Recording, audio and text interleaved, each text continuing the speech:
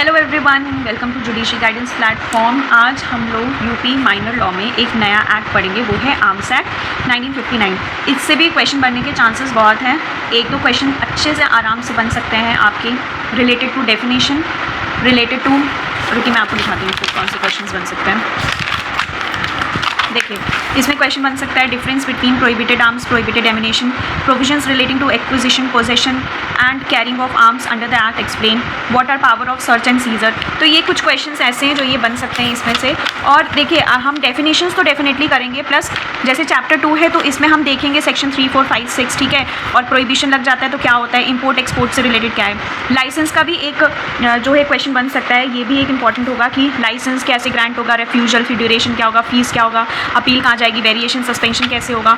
फिर power procedure देखेंगे कि क्या है, ठीक है, सर्च सीजर का, और ऑफेंसेस पेनाल्टीज देखेंगे। बस उसमें इसके अलावा कुछ नहीं है। और इसमें मिसलिनियस में बस अरेस्ट एंड सर्च है, ठीक है, कॉग्निजेबल ऑफेंस होता है, प्रीवियस सैंक्शन किन केसेस में चाहिए, दैट्स इट। उसके अलावा कुछ नहीं है। जल्दी जल्दी हम लोग इसे कवर करते हैं। तो आइए पहले हम डेफिनेशन पोर्शन देखते हैं। तो डेफिनेशन है सेक्शन 2 क्लॉज बी में एम्यूनिशन। एम्यूनिशन मतलब कोई भी फायर आर्म जिसमें हम रॉकेट, बॉम्ब, ग्रेनेड्स, शेल और कोई अदर मिसाइल है वो इंक्लूड करेंगे, या कोई टॉर्पेडो सर्विस के लिए आर्टिकल डिज़ाइन है, या सबमरीन माइनिंग के लिए कोई आर्टिकल डिज़ाइन है, या फिर वो कंटेन कर रहा है एक्सप्लोजिव, फॉल्मिनेटिंग और फिजनेबल मटेरियल, नॉक्शियस लिक्विड गैस और अदर थिंग जो यूज़ किया जाता है फायर आर्म्स के लिए, या नहीं भी यूज़ कर सकते हैं। चार्जेस फॉर फायर आर्म्स, उस चार्जेस के एक्सेसरीज, फ्यूजेस और फ्रिक्शन ट्यूब्स, या कोई मशीनरी या उसका पार्ट मैन्युफैक्चरिंग का, कोई इंग्रेडिएंट्स जो सेंट्रल गवर्नमेंट, अब यहाँ पे सेंट्रल गवर्नमेंट जो बता दे वो इंग्रेडिएंट्स, ठीक है, सेंट्रल गवर्नमेंट जो बता दे, ठीक। तो ये आता है एम्यूनिशन में। आपको एग्जैक्ट वर्ड टू वर्ड नहीं लिखना है, बस आपको मोटा मोटी याद रखना है कि एम्यूनिशन क्या है। Ammunition means fire arms and includes the rocket, bomb और ग्रेनेड, शेल्स और आपके सर्विसेज जो यूज़ होते हैं, design articles design for torpedo services and submarine mining. तो आपके ये सारे आप ऐसे याद कर सकते हो, पूरा लाइन बाई लाइन याद करने की ज़रूरत नहीं है, ठीक है। क्लॉज सी बोलता है आर्म्स। आर्म्स का मतलब क्या है, कोई भी आर्टिकल किसी भी डिस्क्रिप्शन का वो आपका वेपन के लिए यूज़ हो रहा है, ठीक है, वेपन के लिए डिज़ाइन किया गया है, और वो वेपन आप एज अ ऑफेंस यूज़ कर रहे हो या फिर डिफेंस। अब इसमें क्या क्या इंक्लूड होगा, फायर आर्म्स कोई शार्प एज्ड वेपन है, या कोई डेडली वेपन्स है, या कोई मशीनरी या उसका पार्ट आप यूज़ कर रहे हो। लेकिन क्या चीज़ इंक्लूड नहीं करेगा, ये इंपॉर्टेंट हो जाता है कि कोई भी आर्टिकल अगर डिज़ाइन किया है सोलली डोमेस्टिक पर्पज़ के लिए या एग्रीकल्चर यूज़ के लिए, जैसे लाठी वगैरह होती है, ठीक है, या कोई ऑर्डिनरी वॉकिंग स्टिक हो गई, या आपका कोई टॉय है वो हो गया, ठीक है, being converted into serviceable weapon, मतलब अदरवाइज देन अ टॉय। कोई ऐसा टॉय नहीं होना चाहिए कि बाद में आप उसको जो है किसी वेपन की तरह यूज़ कर रहे हो, नहीं, ठीक है, बल्कि डोमेस्टिक के लिए यूज़ कर रहे हो, एग्रीकल्चर के लिए यूज़ कर रहे हो, कोई लाठी या ऑर्डिनरी वॉकिंग स्टिक, ठीक, या अदरवाइज आप वेपन कोई इनकेपेबल हो of being used otherwise than as toy और being converted into serviceable weapon, तो वो आपके आर्म्स में होता है। तो आर्म्स की डेफिनेशन कितनी सिंपल सी है, एम्यूनिशन की भी सिंपल सी, ठीक है। आर्म्स हो गया क्लॉज सी, ठीक। अब देखो डिस्ट्रिक्ट मजिस्ट्रेट, आप बस ये याद रखना कि डिस्ट्रिक्ट मजिस्ट्रेट में कमिश्नर ऑफ पुलिस और डिप्टी कमिश्नर ऑफ पुलिस आता है आपका डिस्ट्रिक्ट मजिस्ट्रेट में, ठीक है। अब आ जाओ फायर आर्म्स क्या है। तो फायर आर्म्स आपके क्लॉज ई में दिया हुआ है। फायर आर्म्स उसका मतलब क्या है, आर्म्स किसी भी डिस्क्रिप्शन का जो डिज़ाइन और अडेप्ट किया गया है, डिज़ाइनर प्रोजेक्टाइल और projectiles of any kind by the action of explosive, कोई भी प्रोजेक्टाइल को या फिर प्रोजेक्टाइल्स को डिस्चार्ज करे, ठीक है, by the action of any explosive या अदर फॉर्म ऑफ एनर्जी। इसमें क्या इंक्लूड होगा, फायर आर्म्स मतलब क्या, जो आप छोड़ दो और फिर वो उसके बाद वो क्या हो, आग की तरह हो जाए, ठीक है, दूर से फेंको, भाला जो बोलते हैं, दूर से फेंक दो, फिर उसके बाद यही बोल रहे हैं ना, डिस्चार्ज ऑफ प्रोजेक्टाइल और प्रोजेक्टाइल्स ऑफ एनी काइंड जिससे आप एक्सप्लोजिव कर सकते हो। Artillery, hand grenades, right pistol, weapons of any kind जो आप नॉक्शियस लिक्विड गैस जो है डिस्चार्ज करें, कोई एक्सेसरीज आपके फायर आर्म डिजाइंड और adapted to diminish the noise और फ्लैश, या कोई पार्ट ऑफ मशीनरी, या carriages, platform and appliances of mounting, transporting and service artillery. तो ये आपके फायर आर्म्स में आते हैं, ठीक है। अब आज जो प्रोहिबिटेड एम्यूनिशन और प्रोहिबिटेड आर्म्स में क्या डिफरेंस है, तो देखो प्रोहिबिटेड एम्यूनिशन क्लॉज एच में बोल रहा है कि कोई भी एम्यूनिशन जो कंटेन करता है और डिज़ाइन और अडेप्ट टू कंटेन कोई नॉक्शियस लिक्विड गैस और अदर, जहाँ पे रॉकेट, बॉम्ब, ग्रेनेड, शेल ये सब इंक्लूड होते हैं। जो हमने अभी एम्यूनिशन में डेफिनेशन पढ़ी थी ना, तो वही एम्यूनिशन की डेफिनेशन से आप थोड़ा यहाँ पे भी लिख दो, ठीक है। कोई भी एम्यूनिशन जो आपका डिज़ाइन किया गया है कोई नॉक्शियस लिक्विड गैस के लिए, रॉकेट, बॉम्ब, ग्रेनेड्स ये सब इंक्लूड करता है, और सेंट्रल गवर्नमेंट उसको स्पेसिफाई कर दे कि ये एम्यूनिशन प्रोहिबिटेड है, आप इसको यूज़ नहीं कर सकते, तो वो प्रोहिबिटेड एम्यूनिशन में आता है। प्रोहिबिटेड आर्म्स में क्या आता है, कोई फायर आर्म्स ऐसे डिज़ाइन किया गया है कि जब आप उसके ट्रिगर पे प्रेशर अप्लाई करते हो तो मिसाइल जो है कंटिन्यूसली डिस्चार्ज होती है जब तक आप उसका प्रेशर रिमूव नहीं करते हो उस ट्रिगर से, या फिर मैगजीन जो कंटेन करती है मिसाइल जब तक एम्प्टी ना हो जाए, तो वो प्रोहिबिटेड आर्म्स होगा। वो वो फायर आर्म्स जिसमें जब आप प्रेशर अप्लाई करते हो ट्रिगर पे, तो मिसाइल जो है कंटिन्यू होती रहती है अंटिल आप ट्रिगर रिमूव ना कर दो या फिर जो मिसाइल उसमें है वो एम्प्टी ना हो जाए, ठीक। और क्या बोल रहा है, weapon of any description designed और एडेप्टेड टू डिजाइन, कि वो डिस्चार्ज कर रही है कोई नॉक्शियस लिक्विड गैस और सच अदर थिंग, और इंक्लूड कर रही है कोई आर्टिलरी, एंटी एयरक्राफ्ट, ठीक है, और anti tank fire arms, anti aircraft and anti tank fire arms, such other arms central government जिसको स्पेसिफाई कर दे कि वो प्रोहिबिटेड आर्म्स है, ठीक है। तो ये आपका क्या है, प्रोहिबिटेड आर्म्स की डेफिनेशन है, ठीक। अब ये हो गया आपका डेफिनेशन पोर्शन। तो हमने क्या देखा, क्लॉज बी में एमिनेशन, क्लॉज सी में आर्म्स, क्लॉज ई में फायर आर्म्स, क्लॉज एच में प्रोहिबिटेड एमिनेशन, क्लॉज आई में प्रोहिबिटेड आर्म्स, ठीक है। अब आ जाते हैं चैप्टर 2 पे। चैप्टर 2 में हमारा है acquisition, possession, manufacture, sale, import, export और ट्रांसपोर्ट आर्म्स से एमिनेशन का। तो सेक्शन 3-4 तो सिंपल यही बोलता है कि अगर आपको एक्वायर करना है, पोजेस करना है फायर आर्म्स और एमिनेशन, तो आपके पास लाइसेंस होना चाहिए। तो कोई भी पर्सन एक्वायर नहीं करेगा, पोजेशन नहीं रखेगा या फिर किसी भी तरीके का फायर आर्म्स एमिनेशन जब तक कि उसके पास लाइसेंस नहीं होगा। अगर कोई person without himself holding a licence carrying a firearms in the presence और under the written authority of a holder of the licence for repair और रिन्यूअल, वो यूज़ कर सकता है सच होल्डर विदाउट लाइसेंस। अगर कोई पर्सन जो है विदाउट हैविंग होल्डिंग लाइसेंस, अगर वो कोई firearms ammunition in the presence और रिटन अथॉरिटी में ले रहा है फॉर रिपेयर और रिन्यूअल, तो बिना लाइसेंस के वो होल्ड कर सकता है। अब ये बोला है कि अगर कोई भी person other than referred to in subsection 3 वो एक्वायर कर सकता है पोजेशन और carry at any time more than 2 firearms, मतलब कि आपके पास 2 फायर आर्म्स से ज़्यादा नहीं होने चाहिए, ठीक है। No person other than the person referred to in subsection 3 shall acquire or have in his possession or carry at any time more than 2 firearms. Proviso क्या कह रहा है कि a person who has in possession more than 2 firearms at the commencement of the Act 2019 may retain with him any 2 of such firearms and deposit. फिर वो क्या करता है, मान लो कि कोई पर्सन जो है 2 से ज़्यादा फायर आर्म्स रखा हुआ है, तो वो क्या करेगा कि वो डिपॉजिट कर देगा with in 1 year from the commencement, और रिमेनिंग फायर आर्म्स उसके पास ही रहेगा। और जो सेक्शन 21 है सरेंडर करने का कि आपको दे देना है, वो अप्लाई किया जाएगा यहाँ पे, ठीक है। और अगर आप यूनिट आर्मरी या फिर आप आर्म्ड फोर्सेज में हैं तो आप यूनिट आर्मरी में दे देंगे, ठीक है। After which it shall be de licence within 90 days from the date of expiry of aforesaid 1 year, de licence कर दिया जाएगा विद इन 90 डेज, ठीक। अब यहाँ आ जाओ, अगर कोई सबसेक्शन 2 में कुछ भी है, अगर एनी डीलर फायर आर्म्स और any member of rifle club, अगर कोई डीलर है फायर आर्म्स का या कोई राइफल क्लब का मेंबर है या राइफल एसोसिएशन का जो लाइसेंस्ड और रिकॉग्नाइज्ड बाय सेंट्रल गवर्नमेंट, वो 22 बोर राइफल तक यूज़ कर सकता है और in air rifle for target practice, सिर्फ टारगेट प्रैक्टिस के लिए, और 22 बोर राइफल वो है यूज़ कर सकता है, ठीक है। आपका ये क्या था, सेक्शन 3। सेक्शन 3 में क्या था कि बिना लाइसेंस के आप कैरी पोजेस नहीं कर सकते हैं, और अगर किसी पर्सन ने रिटर्न अथॉरिटी लिया है तो वो कैरी कर सकता है फॉर रिपेयर और रिन्यूअल के लिए विदाउट होल्डिंग लाइसेंस। अगर आप लाइसेंस नहीं है, अगर आप जो है मोर देन 2 फायर आर्म्स के से ज़्यादा आपके पास नहीं होने चाहिए, और अगर है तो विद इन 1 ईयर आप क्या करोगे कि उसको सरेंडर कर दोगे, डिपॉजिट कर दोगे, सेक्शन 21 अप्लाई होगा उसमें, और डी लाइसेंस कर दिया जाएगा विद इन 90 डेज़, ठीक है, ऑफ 1 ईयर एक्सपायर होने के बाद। और फिर क्या बोला है कि अगर कोई डीलर है या कोई पर्सन है जो राइफल क्लब में मेंबर है या फिर आपका राइफल एसोसिएशन में कोई मेंबर है, तो उस केस में आप कितना यूज़ कर सकते हैं, 22 बोर राइफल और an air rifle for target practice, सिर्फ इतना ही यूज़ कर सकते हैं। अब है licence for ammunition, licence for arms का, ये सेक्शन 3 में क्या था, एमिनेशन का। सेक्शन 4 में क्या है, आर्म्स का। सेंट्रल गवर्नमेंट के पास अगर ओपिनियन है, सर्कमस्टांसेस ऐसा है नेसेसरी और एक्सपीडिएंट पब्लिक इंटरेस्ट में, तो पोजेशन, एक्विजिशन और carrying of arms other than fire arms जो रेगुलेट किए जाएंगे, वहाँ पे क्या बोल देगा कि कोई भी पर्सन एक्वायर नहीं करेगा जब तक उसके पास लाइसेंस नहीं होगा। सेक्शन 4 सिर्फ इतना ही कह रहा है। अब सेक्शन 5 में क्या कह रहा है कि आपको अगर मैन्युफैक्चर और सेल करना है तो उसके लिए आपके पास लाइसेंस होना चाहिए। कोई भी person use, manufacture, obtain, procure, sell, transfer, convert, repair, test और प्रूव कर रहा है या एक्सपोज कर रहा है या ऑफर फॉर सेल, ट्रांसफ़र जो उसके पास पोजेशन में है, या कन्वर्जन, रिपेयर, टेस्ट और प्रूव, तो वो तभी कर सकता है जब उसके पास लाइसेंस होगा। अच्छा, जो सेक्शन 3 है उसको हम सेक्शन 39 के साथ भी पढ़ते हैं। सेक्शन 39 क्या कह रहा है कि आपको प्रीवियस सैंक्शन लेना पड़ेगा डीएम के लिए। अगर कोई पर्सन सेक्शन 3 में ऑफेंस करता है या सेक्शन 3 को कॉन्ट्रीब्यूट करता है, तो आप प्रोसिक्यूशन तभी सेक्शन 3 में लेके आओगे जब आपका डीएम के सैंक्शन होंगे। ये कहाँ दिया है, सेक्शन 39 में। तो आप सेक्शन 3 को सेक्शन 39 के साथ लिखेंगे, ठीक है। आइए, सेक्शन 5 में क्या कह रहा है कि अगर आप कोई भी लाइसेंस अगर आप मैन्युफैक्चर, सेल या ऑफर फॉर सेल, इसको ऐसे नहीं लिखना है एकदम पॉइंट पॉइंट, आप सिंपल भी लिख सकते हो कि no person shall use, manufacture, sell, test, prove, transfer, convert or offer for sale or transfer, conversion, repair firearms or other arms of any description unless he hold licence on behalf of this.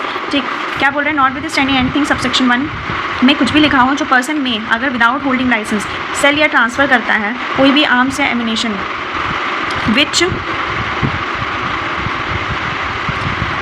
which he lawfully possess or for his own private use other person use to another person who is entitled or any other law for the timing force not prohibited। ठीक है, अगर कोई भी person जो है without licence cell और transfer करता है, लॉफुल पोजेस करता है या फिर for his own private use और यूज़ टू अनदर पर्सन जो इंटाइटल्ड है, तो उस केस में ये सबसेक्शन 1 में कुछ भी है वो विदाउट लाइसेंस वो होल्ड कर सकता है। ठीक है, फिर क्या कह रहा है कि कोई भी fire arms ammunition in respect of which a license is required under section 3 or no arms in respect of which license is required under section 4 shall be sold or transferred by any person। कोई भी fire arm ammunition transfer नहीं किया जाएगा unless वो writing में DM को inform नहीं कर देता जिसके पास जुरिस्डिक्शन है, या officer incharge of near police station को अपनी इंटेंशन नहीं बता देता कि वो सेल या फिर ट्रांसफ़र करेगा, और नेम एड्रेस बताएगा उस पर्सन को जिसको वो देना चाहता है। And period of not less then 45 days has expired after giving such information. 45 days expire होने के बाद ही वो सेल या फिर ट्रांसफ़र कर सकता है। ठीक है, सेक्शन 5 में क्या कह रहा है कि आप जो है फायर आर्म्स को या एमिनेशन को ट्रांसफ़र, सेल, कन्वर्ट और टेस्ट, प्रूफ या ऑफर फॉर सेल और एक्सपोज, कन्वर्जन अपनी पोजीशन में नहीं रख सकते जब तक आपके पास लाइसेंस नहीं है। अगर पर्सन कोई लॉफुली अपने पर्पज़ के लिए यूज़ कर रहा है फॉर हिज ओन यूज़ और अनदर पर्सन जो इंटाइटल्ड है विदाउट लाइसेंस भी वो भी होल्ड कर रहा है तो वो सेल और ट्रांसफ़र कर सकता है। अगर कोई फायर आर्म्स एमिनेशन अगर सेल करना है तो वो तब तक नहीं कर सकता कोई पर्सन जब तक कि वो डीएम को इन राइटिंग इन्फॉर्म नहीं कर देता और नेम और एड्रेस देगा उस पर्सन को जिसका वो इंटेंशन है उसको देने का, और पीरियड ऑफ 45 डेज जब तक एक्सपायर नहीं करता आफ्टर गिविंग सच इन्फॉर्मेशन। ठीक, अगर सेक्शन 5 का कोई भी ऑफेंस होता है तो उसमें पनिशमेंट है 7 year life imprisonment plus fine. ठीक है, सेक्शन 6 क्या कह रहा है कि अगर कोई शॉर्टनिंग ऑफ गन है या कोई इमिटेशन फायर आर्म से आपको उसको कन्वर्ट करना है फायर आर्म्स में, तो उस केस में भी आपके पास लाइसेंस होना चाहिए। कह रहा है कि कोई भी पर्सन शॉर्ट बैरल को, जो फायर आर्म्स का बैरल है उसको शॉर्टन नहीं कर सकता, या इमिटेशन फायर आर्म को फायर आर्म में कन्वर्ट नहीं कर सकता, या कोई भी कैटेगरीज जो भी मेंशन है जब तक उसके पास लाइसेंस नहीं होगा। इमिटेशन फायर आर्म्स का मतलब क्या है कि वो फायर आर्म्स की तरह दिखता है। ठीक है, वेदर भले ही वो डिस्चार्ज कर रहा हो कोई शॉर्ट बुलेट या अदर मिसाइल और नॉट, लेकिन वो इमिटेशन मतलब क्या, कॉपी कि थोड़ा थोड़ा दिखता है लेकिन वो कम्प्लीटली फायर आर्म्स नहीं है। अब इसमें कोई ऑफेंस करता है तो 7 ईयर से लाइफ इम्प्रिजमेंट प्लस फाइन है। सेम है सेक्शन 5 और 6 की पनिशमेंट। सेक्शन 7 कहता है कि कोई भी पर्सन जो है एक्वायर पोजेशन नहीं करेगा किसी भी प्रोहिबिटेड आर्म्स और प्रोहिबिटेड एमिनेशन को। अगर कोई भी पर्सन एक्वायर करता है, अपने पोजीशन में रखता है, या use, manufacture, sale, transport, convert करता है, या एक्सपोज और ऑफर फॉर सेल करता है कोई भी प्रोहिबिटेड आर्म्स और एमिनेशन जो सेंट्रल गवर्नमेंट ने प्रोहिबिट किया है, तो वो क्या माना जाएगा, मतलब वो ऑफेंस है, और वो ऑफेंस में पनिशमेंट कितनी है, 7 ईयर से 14 ईयर प्लस फाइन। मतलब कि मिनिमम 7 ईयर है, मैक्सिमम 14 ईयर्स है और प्लस फाइन है। अब क्या है, prohibition of cell or transfer of fire arms not bearing identification mark. अगर कोई पर्सन जो है ऑब्लिरिएट, रिमूव या ऑल्टर या फॉर्ज नहीं करेगा किसी का name, number, other identification mark या स्टैम्प किसी भी फायर आर्म्स और एमिनेशन में। कोई भी पर्सन सेल या ट्रांसफर नहीं करेगा जिसमें कोई भी मैन्युफैक्चरर का नाम ना हो, मेकर का नाम ना हो, या कोई आइडेंटिफिकेशन मार्क ना हो जो अप्रूव किया है सेंट्रल गवर्नमेंट ने।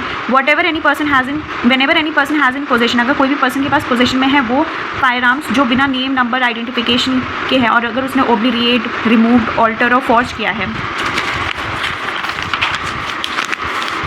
इट शैल बी प्रिज्यूम्ड, यहाँ पे प्रिजम्पशन क्या है, shall be presumed unless the contrary is prove कि उसने ऑब्लिरिएट, रिमूव या ऑल्टर, फॉर्ज नहीं किया है। प्रोवाइजो कह रहा है अगर कोई भी पर्सन जिसके पास पोजीशन में है विदाउट सच नेम, ठीक है, identification mark, provision of this subsection shall not affect until after the expiry of 1 year from the such commencement. Proviso को छोड़ दो। तो सेक्शन 8 में क्या है कि आइडेंटिफिकेशन मार्क वगैरह होना चाहिए, आप ऑब्लिरिएट, रिमूव, ऑल्टर या फॉर्ज नहीं कर सकते। अगर बिना उसके है पर्सन तो मान लिया जाएगा शैल प्रिज्यूम। आप सेल ट्रांसफ़र भी नहीं कर सकते, अगर है उस पोजीशन में तो कोर्ट शैल प्रिज्यूम कर लेगा।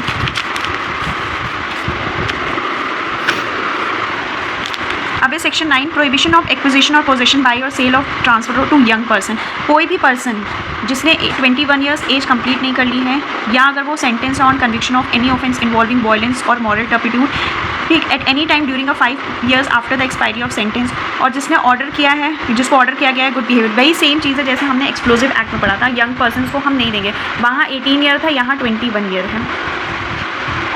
ठीक है, कोई भी पर्सन कंप्लीट नहीं करता जब तक 21 ईयर्स, और अगर उसने कोई मॉरल टर्पिट्यूड का ऑफेंस किया है, कन्विक्शन हुआ है, जब तक 5 ईयर्स कन्विक्शन के सेंटेंस के एक्सपायर नहीं कर जाते, या उसको बॉन्ड बनाया गया कीपिंग अ पीस और गुड और बॉन्ड शैल एक्वायर, कोई भी पर्सन एक्वायर नहीं करेगा, पोजेस नहीं करेगा कोई भी आर्म्स और एमिनेशन। नो पर्सन, कोई भी पर्सन सेल या ट्रांसफ़र नहीं करेगा किसी ऐसे पर्सन को जिसको वो पता है, ही नोज और हैज़ रीज़न टू बिलीव कि वो प्रोहिबिटेड है अंडर क्लॉज ए में, या फिर वो अनसाउंड है। ठीक है, ठीक, तो सेक्शन 9 यही है। अब सेक्शन 9 में पनिशमेंट क्या है? अगर क्लॉज 1 में है, सब क्लॉज ए के 1 में कि जिसने 21 ईयर्स कंप्लीट नहीं किया, तो उसमें फाइन है 1 ईयर और 5 ईयर और बोथ। ठीक है, अब आ जाओ सेक्शन 10 कि इंपोर्ट एक्सपोर्ट कर रहे हैं अगर आप आउट ऑफ इंडिया लेके जा रहे हैं बाई सी लैंड एयर, तो जब तक आपके पास लाइसेंस नहीं है तब तक आप इंपोर्ट एक्सपोर्ट नहीं कर सकते। लेकिन ये जो अगर कोई पर्सन इंटाइटल्ड है इस एक्ट के through by any other law, तो उसको प्रोहिबिट नहीं किया जाएगा पोजेशन में रखने के लिए अगर वो पोजेस करता है विदाउट एनी लाइसेंस। और अगर वो person being a bona fide tourist belong कर रहा है किसी कंट्री को और वो प्रोहिबिटेड नहीं है by the law of that country, उसके पास पोजेशन में है, तो वो विदाउट लाइसेंस रख सकता है, but in accordance with the condition as may be prescribed. ठीक है, ओनली फॉर द स्पोर्ट या अदर पर्पज़ के लिए अगर वो आता है, या रीजनेबल क्वांटिटीज़ देखी जाएगी कि कितना वो यूज़ कर रहा है, बस, अदरवाइज़ नहीं। ठीक है, अब क्लॉज 2 कहता है कि नॉट विद स्टैंडिंग प्रोवाइजो में कुछ भी लिखा हो सबसेक्शन 1 के, अगर कमिश्नर ऑफ कस्टम या अदर ऑफिसर जो एम्पावर्ड है, अगर उनको लगता है कि क्वांटिटी ज़्यादा है या वो क्या कहते हैं कि कोई भी कंडीशन को वायलेट कर रहा है या रख रहा है, तो वो डिटेन कर सकते हैं उस पर्सन को। आर्म्स और एमिनेशन जो take place from one part to another area any territory not forming a part of India are taken out और ब्रॉट इनटू इंडिया। मतलब कि ये बता रहे हैं कि इंपोर्ट एक्सपोर्ट का मतलब क्या होता है कि अगर आप किसी एक पार्ट से दूसरे एरिया में लेके जा रहे हो आउटसाइड इंडिया, जो पार्ट नहीं है इंडिया का, तो वो माना जाएगा कि within the meaning of this section है। ठीक है, अब power to prohibit import export, central government जो है प्रोहिबिट कर सकता है कि आप ला नहीं सकते, ले नहीं जा सकते। अगर आप कॉन्ट्रीब्यूट करते हो तो 7 year life imprison plus fine है।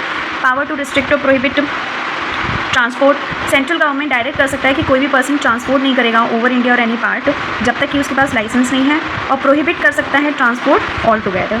Arms ammunition transhipped at a seaport or an airport, वो भी इसी में ही आएगा। अगर आप सी से लेके जा रहे हैं एयरप्लेन से, तो भी इसी सेक्शन में आएगा। तो ये था आपका चैप्टर 2। अब चैप्टर 3 हम लोग पढ़ते हैं प्रोविजन रिलेटिंग टू लाइसेंस। तो लाइसेंस ग्रांट, रेफ्यूजल, उसका फीस, ड्यूरेशन, वेरिएशन, अपील कहाँ जाएगी, तो ये पूरा कंप्लीट एक क्वेश्चन बन सकता है कंप्लीट चैप्टर का, जो कि इंपॉर्टेंट होगा। तो ग्रांट ऑफ लाइसेंस में क्या बोल रहा है, कोई भी एप्लीकेशन होगी लाइसेंस की वो दी जाएगी। ठीक है, लाइसेंसिंग अथॉरिटी को फीस दिया जाएगा। On receipt of application licensing authority क्या करेगी, वो रिपोर्ट करेगी officer incharge of nearest police station को, एंड उनको रिपोर्ट सेंड करेगी within a prescribed time. जो लाइसेंसिंग अथॉरिटी है, इंक्वायरी के बाद अगर उसको लगता है या तो वो ग्रांट करेगा या तो रिफ्यूज़ कर देगा। प्रोवाइजो कह रहा है कि officer incharge of nearest police station ने अगर रिपोर्ट सेंड नहीं की है तो क्या करेंगे, वो ऑर्डर बना देंगे without further waiting for that report. Licensing authority जब ग्रांट करेगा लाइसेंस अंडर सेक्शन 3, तो जो when the license is required by a citizen of India in respect of smooth bore gun having a barrel of not less than 20 inches in length to be used for protection or sport, or in respect of muzzle loading gun to be used for bona fide crop protection। ये क्या बोल रहा है कि अगर section 3 में कोई licence grant करना होगा तो लाइसेंस जो रिक्वायर्ड होगा वो सिटीजन ऑफ इंडिया के थ्रू रिक्वायर्ड होना चाहिए स्मूथ बोर गन के लिए, जहाँ पे 20 इंचेस से ज़्यादा नहीं होनी चाहिए बैरल की लेंथ, और बोना फाइड क्रॉप प्रोटेक्शन के लिए यूज़ किया गया हो। प्रोवाइजो कह रहा है कि अगर कोई ऐसा सर्कमस्टांसेस दिखाई देता है कि मजल लोडिंग गन जो है सफिशिएंट नहीं है फॉर क्रॉप प्रोटेक्शन, तो जो लाइसेंसिंग अथॉरिटी जो है ग्रांट करेगा licence in respect of any other smooth bore gun, ठीक है, फॉर सच प्रोटेक्शन। और in respect of firearms to be use for target practice, अगर वो टारगेट प्रैक्टिस के लिए है, मेंबर ऑफ राइफल क्लब या राइफल एसोसिएशन, या आप टारगेट प्रैक्टिस के लिए use by central government recognise करें, तो उस केस में आप लाइसेंस ग्रांट कर सकते हो। लाइसेंस जो भी होगा सेक्शन 3 में इन एनी अदर केस, और लाइसेंस सेक्शन 4, 5, 6, 10, 12 में अगर लाइसेंसिंग अथॉरिटी सेटिस्फाइड है कि गुड रीजन के लिए ऑब्टेन किया जा रहा है लाइसेंस, तो लाइसेंस ग्रांट कर दिया जाएगा। ग्रांटिंग ऑफ लाइसेंस में क्या है, कुछ बातें याद रखनी है। एप्लीकेशन देंगे लाइसेंसिंग अथॉरिटी को फीस के साथ, ठीक है। लाइसेंसिंग अथॉरिटी किसको देगा, ऑफिसर इंचार्ज को रिपोर्ट देगा, ठीक। लाइसेंसिंग अथॉरिटी फिर या तो ग्रांट करेगा या तो रिफ्यूज़ कर देगा।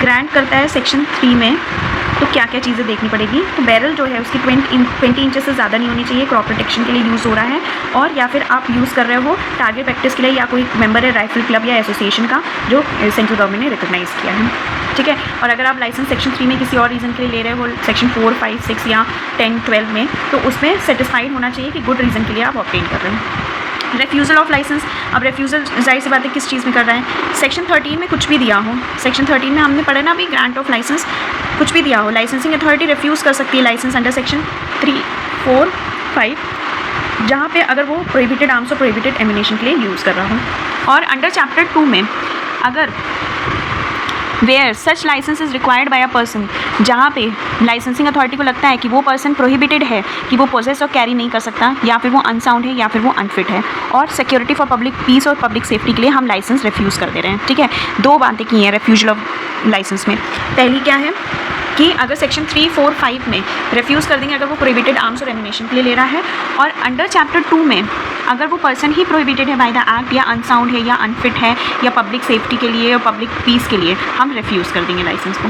लाइसेंसिंग अथॉरिटी रिफ्यूज़ नहीं करेगा मेरली इस ग्राउंड पे कि पर्सन के पास कोई सफिशिएंट प्रॉपर्टी नहीं है। इस ग्राउंड पे कोई भी लाइसेंस जो है रिफ्यूज़ नहीं किया जाएगा। जहाँ पे लाइसेंसिंग अथॉरिटी रिफ्यूज़ करता है तो वो रीज़न रिकॉर्ड करेगा और उसको देगा, फर्निश करेगा। नहीं भी फर्निश कर सकता है अगर उसको लगता है कि पब्लिक इंटरेस्ट के लिए फर्निश नहीं करना चाहिए। सेक्शन 15 हमारा ड्यूरेशन और रेन्यूअल की बात करता है। अगर हम जो भी लाइसेंस देते हैं सेक्शन 3 में, वो 5 साल तक के लिए कंटिन्यू फोर्स करेगा। ठीक है, अगर कोई लाइसेंस ग्रांट किया गया है शॉर्टर पीरियड के लिए, तो वो लाइसेंस जो है लाइसेंस रिक्वायर्ड्स और डिज़ायर, और लाइसेंसिंग अथॉरिटी अगर चाहे तो वो ग्रांट कर सकती है शॉर्टर पीरियड के लिए। प्रोवाइजो कह रहा है अगर लाइसेंस हमने ग्रांट किया है सेक्शन 3 में, और जो कंडीशन है सेक्शन 9 क्लॉज 1 का, 2, 3 क्लॉज ए का, और लाइसेंसी जो है प्रोड्यूस करता है licence along with firearm और एम्यूनेशन और connected document before the licensing authority after expiry of 5 year from the date on which it is granted और रेन्यू। लाइसेंस जो है इस चैप्टर में वो रिवोक नहीं होगा अनलेस रिवोक अर्लियर, वो कंटिन्यू रहेगा। जब तक रिवोक नहीं होता वो कंटिन्यू रहेगा। जो भी लाइसेंस होगा अनलेस लाइसेंसिंग अथॉरिटी अगर रीज़न टू बिलीव नहीं है, या राइटिंग में अगर वो रीज़न नहीं लिखता, for be renewable for the same for which the licence was originally granted shall so renewable from time to time. Provision section 13 and 14 apply होगा। रेन्यू के लिए सेम वही प्रोसीजर होगा जैसे आप फ्रेश टाइम पे आप लाइसेंस ग्रांट करने के लिए लाइसेंसिंग अथॉरिटी के पास जाते हैं। तो इसमें कुछ नहीं है, सिर्फ यही है सेक्शन 3 में जब लाइसेंस ग्रांट होता है तो for a period of 5 years होता है। जब तक रेन्यू नहीं किया जाता है तब तक वो कंटिन्यू ही रहेगा। अगर रेन्यू के लिए गया तो सेक्शन 3, 4 अप्लाई किया जाए, 13 एंड 14 अप्लाई किया जाएगा। फीस क्या होगी? फीस और द फी ऑफ पेमेंट जो है कि फी प्रोवाइड किया जाएगा ग्रांट के लिए भी और रेन्यू के लिए भी फीस लगेगी। ठीक है, अब आ जाओ वेरिएशन और सस्पेंशन और रिवोकेशन। सेक्शन 17 हमारा बात करता है variation, suspension and revocation of licences. जो लाइसेंसिंग अथॉरिटी वो वेरी कर सकती है लाइसेंस को जो भी ग्रांट किया है। ठीक है, for the purpose of except such of them has been prescribed and may for that purpose require the license authority by notice and writing deliver up the license to it within the time। जब very करेंगे तो आप licensing जो holder है वो deliver करेगा licence को। Licensing authority तब भी वेरी कर सकती है जब लाइसेंस होल्डर एप्लीकेशन देता है लाइसेंस को वेरी करने के लिए। सस्पेंड और रिवोक किया जा सकता है अगर मान लो कि आप लाइसेंसिंग अथॉरिटी सेटिस्फाइड होता है जो लाइसेंस होल्डर है वो प्रोहिबिटेड है इस एक्ट में, या अनसाउंड माइंड है, या अनफिट है, या फॉर पब्लिक पीस, या आपने कोई मटेरियल इन्फॉर्मेशन सप्रेस कर दी है, या कोई कंडीशन कॉन्ट्रीब्यूट किया है, या fail to comply with the subsection 1 notice, कि जब आपको नोटिस दिया जाता है लाइसेंस को डिलीवर करने के लिए जब आप उसमें नहीं गए। सेम वही प्रोविजन है जो आपका एक्सप्लोजिव एक्ट के में है वेरिएशन सस्पेंशन का। ठीक है, वही सेम चीज़ है इसमें भी। तो उस केस में सस्पेंड और रिवोक कर दिया जाएगा। On the application of holder में भी सस्पेंड और रिवोक किया जा सकता है। ठीक है, और जो लाइसेंसिंग अथॉरिटी जो सस्पेंड रिवोक करता है वो ब्रीफ स्टेटमेंट प्रोवाइड करेगा कि उसने क्यों सस्पेंड या रिवोक किया है। और जो अथॉरिटी है लाइसेंसिंग अथॉरिटी अपने सबऑर्डिनेट को भी बोल सकता है कि आप सस्पेंड और रिवोक कर सकते हैं। जो कोर्ट जो लाइसेंसिंग अथॉरिटी को होल्डर को कन्विक्ट कर रहा है वो भी सस्पेंड रिवोक कर सकता है। अगर कन्विक्शन आपकी सेटिस्फाइड हो जाती है अपील में तो जो आपका सस्पेंशन रिवोकेशन है वो वॉइड हो जाता है। कोई भी ऑर्डर ऑफ सस्पेंशन और रिवोकेशन सबसेक्शन 7 में ये अपीलेट कोर्ट भी कर सकती है, और हाई कोर्ट जब पावर ऑफ रिवीजन अपना यूज़ करती है तब हाई कोर्ट भी कर सकती है रिवीजन पावर में। सेंट्रल गवर्नमेंट सस्पेंड और रिवोक कर सकती है, डायरेक्ट कर सकती है लाइसेंसिंग अथॉरिटी को सस्पेंड और रिवोक करने के लिए। जब सस्पेंशन और रिवोकेशन होता है लाइसेंस का तो जो लाइसेंसिंग अथॉरिटी है वो विदाउट डिले सरेंडर करता है लाइसेंसिंग अथॉरिटी को अपना लाइसेंस जिस दिन से वो सस्पेंड और रिवोक हो चुका है। तो सस्पेंशन रिवोकेशन खुद से करेंगे लाइसेंसिंग होल्डर में, और सस्पेंड और रिवोक वेरिएशन खुद से कर सकता है लाइसेंसिंग अथॉरिटी या एप्लीकेशन पे। थर्ड क्लॉज सस्पेंड लाइसेंस की और रिवोक लाइसेंस की बात करते हैं कि आप सस्पेंड कर सकते हैं, रिवोक कर सकते हैं अगर प्रोहिबिटेड है, अनफिट है, अनसाउंड है, या आप कोई मटेरियल सप्रेस कर रहे हैं, या पब्लिक पीस के लिए या कोई कंडीशन कॉन्ट्रीब्यूट कर रहे हैं, या सबसेक्शन 1 टर्म को आपने कंप्लाई नहीं किया है तो उस केस में आप सस्पेंड कर सकते हैं, रिवोक कर सकते हैं। ठीक, रीज़न रिकॉर्ड करेंगे। लाइसेंसिंग अथॉरिटी अपने सबऑर्डिनेट को भी बोल सकता है कि तो तुम सस्पेंड या रिवोक कर दो। कोर्ट भी कर सकती है, अपीलेट कोर्ट भी कर सकती है, high court power of revision exercise करेगी तो भी करेगी। अगर कन्विक्शन सेटिसाइड हो जाती है अपील में तो वो जो सस्पेंशन रिवोकेशन है वो वॉइड हो जाएगा, और जैसे ही सस्पेंड रिवोक हो जाएगा लाइसेंसिंग अथॉरिटी क्या करेगा, जो है विदाउट डिले सरेंडर कर देगा लाइसेंस। अब अपील की बात कर रहा है कि अगर मान लो कोई लाइसेंस रिफ्यूज़ कर दिया जो ग्रांट किया गया था या कंडीशंस वेरी की गई है, तो जो अथॉरिटी या सबऑर्डिनेट है वो सस्पेंड या रिवोक कर देता है, ठीक है, तो अपील प्रेफर कर सकता है अगेंस्ट दैट अथॉरिटी। लेकिन अगर कोर्ट या गवर्नमेंट के डायरेक्शन में होता है तो कोई भी अपील नहीं जाएगी, कोई भी अपील एडमिट नहीं होगी आफ्टर द एक्सपायरी पीरियड, ठीक है। और इसमें जो इंडियन लिमिटेशन का एक्ट है वो अप्लाई किया जाएगा। जो भी अपील होगी वो राइटिंग में होगी, फीस प्रोवाइड किया जाएगा उस चीज़ के लिए, ठीक है, डिस्पोज ऑफ किया जाएगा। और जो भी अपीलेट अथॉरिटी वो कंफर्म, मॉडिफाई या रिवर्स कर सकती है ऑर्डर को, और जो भी ये ऑर्डर होगा वो क्या होगा, फाइनल होगा। तो अपील कहाँ जाएगी, अपीलेट अथॉरिटी के पास जाएगी, बस इतना याद रखिए।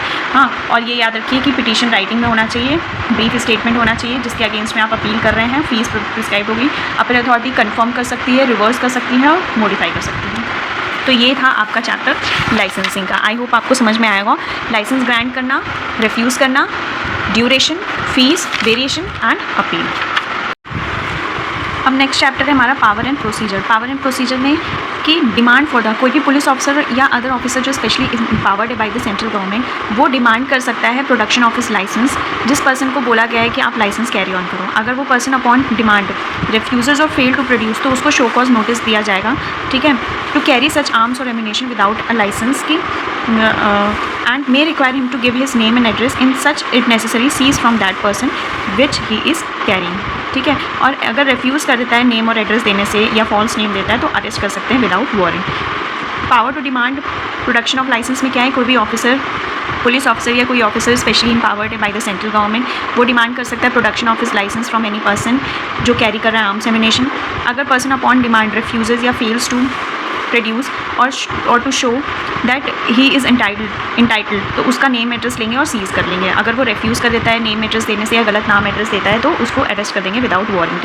ये है सेक्शन 19। अब अरेस्ट करेंगे पर्सन को अगर सस्पिशियस सर्कमस्टांसेस है। अगर कोई पर्सन फाउंड होता है कैरी करता है कोई आर्म्स एमिनेशन, भले ही वो कवर्ड हो बाई लाइसेंस और नॉट, अगर कोई सस्पिशियस, रीजनेबल सस्पिशियस या सर्कमस्टांसेस शो हो रहे हैं कि उसका इंटेंशन है कि वो यूज़ कर रहा है अनलॉफुल पर्पज़ के लिए, तो कोई एनी मैजिस्ट्रेट, पुलिस ऑफिसर और पब्लिक सर्वेंट जो एम्प्लॉयड या वर्क कर रहे हैं रेलवे, एयरक्राफ्ट, वेसल, व्हीकल में, वो अरेस्ट कर सकते हैं without warrant and seize from his such arms and. Section 19 में हम डिमांड करेंगे उससे, कौन करेगा, पुलिस ऑफिसर या कोई ऑफिसर सेंट्रल गवर्नमेंट के थ्रू ऑथराइज्ड है। और सेक्शन 20 में क्या करेंगे, सस्पिशियस सर्कमस्टांसेस है तो मजिस्ट्रेट, पुलिस ऑफिसर और पब्लिक सर्वेंट जो वर्क कर रहे हैं रेलवे, एयरक्राफ्ट, वेसल और व्हीकल में या किसी भी मीन्स ऑफ कन्वीनियंस में, वो अरेस्ट कर सकता है विदाउट वारंट और सीज कर लेगा।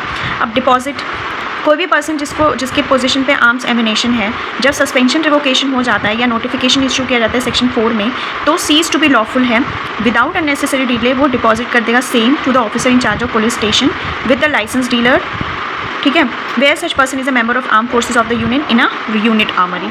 अगर आप आर्म फोर्सेज में तो यूनिट आर्मरी में जाएगा, नहीं तो नियरेस्ट ऑफिसर इन चार्ज होगा, उसके पास आपको सरेंडर करना पड़ेगा, ठीक। अब क्लॉज 2 क्या कह रहा है कि सबसेक्शन 2 क्या कह रहा है कि वेयर आर्म्स और एमिनेशन हैव और has been deposited, depositor in case of death shall at the time before the expiry of such period may be prescribe भी इंटाइटल्ड। डिपॉजिटर वो चीज़ें डिपॉजिट जो उसने किया था जब उसने पोजीशन में लिया था तो वो रिसीव बैक कर लेगा और डिस्पोज ऑफ कर लेगा या ऑथराइज कर देगा डिस्पोजल के लिए जो उसने डिपॉजिट किया था, ठीक है। प्रोवाइजो क्या कह रहा है, this subsection shall be deemed to authorise the return or disposal of anything of which confiscation has been directed under section 32। अब ये देख लो, जो भी थिंग्स डिपॉजिटेड अगर रिसीव नहीं हुई है या डिस्पोज ऑफ नहीं हुई है तो वो फोरफीट कर दी जाएगी to government by order of DM. Clause 4 देख लो, before making an order under subsection 3 DM क्या करेगा, राइटिंग में नोटिस देगा डिपॉजिटर को या उसके डेथ के बाद कोई लीगल रिप्रेजेंटेटिव है कि वो विदिन 30 डेज आए from the service of notice कि उस चीज़ को क्यों फोरफीट नहीं किया जाए। आफ्टर कंसिडरिंग द कॉज, अगर डिपॉजिटर जो शो कॉज नोटिस देता है तो डीएम पास कर देगा ऑर्डर। गवर्नमेंट भी चाहे तो वो एट एनी टाइम रिटर्न कर सकती है डिपॉजिटर या उसके लीगल रिप्रेजेंटेटिव को कोई भी फॉरफिटेड चीज़ और प्रोसीड्स ऑफ डिपोजल होली और इन पार्ट। तो डिपॉजिट के केस में क्या है, जब सस्पेंशन रिवोकेशन हो जाता है या अनलॉफुल हो गया है या सीज टू बी लॉफुल तो वो डिपॉजिट कर देगा officer incharge of police station को, अगर आर्म्ड फोर्सेस में तो यूनिट आर्मरी में। अगर जो पोजीशन लेते टाइम जो आपने डिपॉजिट किया था तो उसको आप रिसीव बैक कर लो, नहीं तो वो डिस्पोज ऑफ करवा दिया जाएगा। और अगर रिसीव बैक नहीं करते हैं तो डीएम के ऑर्डर के थ्रू गवर्नमेंट को फोरफिट कर दिया जाएगा। अगर आप शो कॉज नोटिस किया जाएगा कि विद इन 30 डेज़ में कि आपको वो जो डिपॉजिट किया था वो फोरफिट क्यों नहीं कर सकते हैं। After considering the cause DM जो है पास करेगा order as it thinks fit. Search and seizure by magistrate, जब मजिस्ट्रेट को रीज़न टू बिलीव है कि कोई पर्सन उनके लोकल लिमिट में रिसाइड करता है, उसके पास पोजेशन है कोई अनलॉफुल पर्पज़ के लिए, या फिर वो उसके पोजेशन में नहीं रख सकता है पब्लिक पीस सेफ्टी के लिए, तो मजिस्ट्रेट क्या करेगी, may after having recorded his reason to believe वहाँ सर्च करवाएगी उस हाउस या प्रेमाइसिस में जहाँ वो आर्म्स और एमिनेशन है और is to be found, seize करवाएगी, डिटेन करवाएगी सेफ कस्टडी में, ऑल दो पर्सन इंटाइटल्ड है उसको पोजीशन में रखने के लिए। जो भी मजिस्ट्रेट होगा, जो भी सर्च होगा वो कंडक्ट किया जाएगा बाय और in the presence of magistrate और इन द प्रेजेंस ऑफ वो ऑफिसर जो स्पेशली सेंट्रल गवर्नमेंट ने उसको एम्पावर किया है। तो search by and seizure by magistrate क्या है, जब मजिस्ट्रेट को लगता है कि जिसको लाइसेंस, जिसको आर्म्स एमिनेशन दिया गया है वो अनलॉफुल पर्पज़ के लिए यूज़ कर रहा है, या फिर हम उसके पोजीशन में नहीं छोड़ सकते हैं क्योंकि वो पब्लिक सेफ्टी के लिए के अगेंस्ट या डेंजर टू पब्लिक सेफ्टी और पीस है, तो मजिस्ट्रेट क्या करेगा, डिटेन कर देगा, सर्च सीज करेगा, डिटेन कर देगा, ठीक है, भले ही वो पर्सन इंटाइटल ही क्यों ना हो। Search of vessel vehicle for arms, कोई भी magistrate, police officer, other officer जो सेंट्रल गवर्नमेंट के थ्रू एम्पावर्ड है में किसी भी वेसल को स्टॉप कर सकता है और सर्च कर सकता है, सीज कर सकता है। देखो स्टॉप करेगा, सर्च करेगा एंड सीज कर सकता है वो आर्म्स और एम्यूनेशन जिसको लगता है कि हाँ वो यूज़ किया जा रहा है फॉर अनलॉफुल पर्पज़ या फिर कंट्रीब्यूट कर रहा है इस एक्ट को।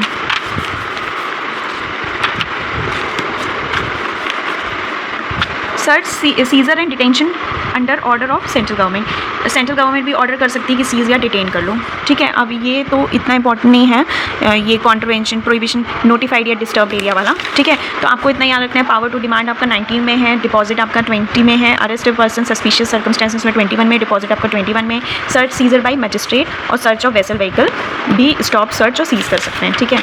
अब आगे हम इसमें क्या पढ़ते हैं, ऑफेंसेज एंड पेनाल्टीज़ देख लो क्या क्या है ऑफेंसेज एंड पेनाल्टीज़ में। तो पनिशमेंट ऑफ सर्टेन ऑफेंसेज, ये तो हमने देखा, अगर सेक्शन 5, 6, 11 में आप करते हो, ठीक है। 5 में क्या था, manufacture, sales, offer for sale, ठीक है, ट्रांसफ़र, टेस्ट प्रूफ, कन्वर्जन। 6 में क्या था कि अगर आप शॉर्टिंग कर रहे हो या फिर इमिटेशन फायर आर्म्स को कन्वर्ट कर रहे हो। 11 में क्या था कि रिस्ट्रिक्ट कर रहे हो, प्रोहिबिट कर रहे हो आप इंपोर्ट एक्सपोर्ट, उस केस में अगर आप कॉन्ट्रीब्यूट करते हो तो आपका 7 year life imprisonment plus fine है। और 1A क्या कह रहा है, अगर आप सेक्शन 7 में एक्वायर या कैरी कर रहे हो प्रोहिबिटेड आर्म्स एमिनेशन तो उस केस में 7 ईयर 14 ईयर्स हैं, ठीक है। Not less than 7 year but which may extend to 14 years and shall also be liable for fine. अब अगर आप फोर्स यूज़ कर रहे हो, आर्म्स ले रहे हो फ्रॉम पुलिस और आर्म फोर्सेस में, तो उस केस में 10 ईयर लाइफ इम्प्रिजमेंट फाइन। और अगर आप सेक्शन 7 में अगर आप मैन्युफैक्चर, सेल, ट्रांसफर, कन्वर्ट कर रहे हो, एक्सपोज कर रहे हो, तो उस केस में भी 10 ईयर लाइफ इम्प्रिजमेंट फाइन है, ठीक। अगर आप कॉन्ट्रीब्यूट कर रहे हो सेक्शन 24A और 24B में, जिसमें नोटिफाइड एरिया में नहीं जा सकते, तो 3 to 7 ईयर प्लस फाइन। कोई पर्सन अगर सेक्शन 3 में एक्वायर कर रहा है, सेक्शन 4 में या सेक्शन 8 क्लॉज 1 को 2 को कॉन्ट्रीब्यूट कर रहा है, सेक्शन 9 के 2, 3 को कॉन्ट्रीब्यूट कर रहा है, या सेक्शन 9 के क्लॉज 1 सब सेक्शन 1 के क्लॉज बी में कर रहा है, तो उस केस में आपका 5 ईयर प्लस फाइन है। इसको बस ऐसे ही देख लेना है, इतना डीप में नहीं जाना, अगर याद रहे तो ठीक है, वैसे इतने सारे एक्ट हैं, इतना फालतू पढ़ना नहीं है हमें। आगे बढ़ते हैं, छोड़ो। इसमें secret contravention, punishment for using arms, punishment for using arms में देख लो, अगर कोई पर्सन आर्म्स एमिनेशन को यूज़ करते हैं इन कॉन्ट्रवेंशन ऑफ सेक्शन 5 तो 3 to 7 ईयर प्लस फाइन है। अगर आप यूज़ करते हो सेक्शन 7 में तो उसमें क्या है, not less than 7 year extend to life imprisonment plus fine. अगर आप प्रोहिबिटेड आर्म्स एमिनेशन को यूज़ कर रहे हो और उसकी वजह से डेथ हो रही है किसी पर्सन की, तो लाइफ इम्प्रिजमेंट और डेथ प्लस फाइन, ठीक है। और तो अरेस्ट एंड सीजर देख लो, arrest and search, arrest and search का वही सेम प्रोसीजर होगा जैसे आपके CRPC में दिया हो। कॉग्निजेबल ऑफेंस होंगे इस एक्ट में। पावर टू कॉन्फिस्केट, कोई पर्सन अगर कन्विक्टेड है under this act, it shall be in the description of the convicting court further to direct. अगर कोई पर्सन कन्विक्टेड है तो जिस कोर्ट ने कन्विक्ट किया है उसकी डिस्क्रिप्शन पे डायरेक्ट करेगा, होल या एनी पोर्शन ऑफ आर्म्स और एमिनेशन, व्हीकल, वेसल और अदर मीन्स कॉन्फिस्केट कर लिया जाएगा, ठीक है। जो भी कॉन्फिस्केशन ऑर्डर होगा वो एपलेट कोर्ट भी कर सकती है, हाई कोर्ट जब रिविजन पावर अप्लाई करती है तो भी कर सकती है, ठीक है। तो ये था आपका टोटल पूरा चैप्टर आर्म्स एक्ट का। आई होप आपको समझ में आया होगा। ज़्यादा नहीं देखना है, ये चैप्टर देख लेना है, लाइसेंस वाला देखना है, ऑफेंसेस में देख लेना, बाकी ये जो कुछ पोर्शन है ये देख लेना बस, और इतना नहीं देखना है, बस डेफिनेशंस पढ़नी है, हो गया। So thank you so much, keep subscribing.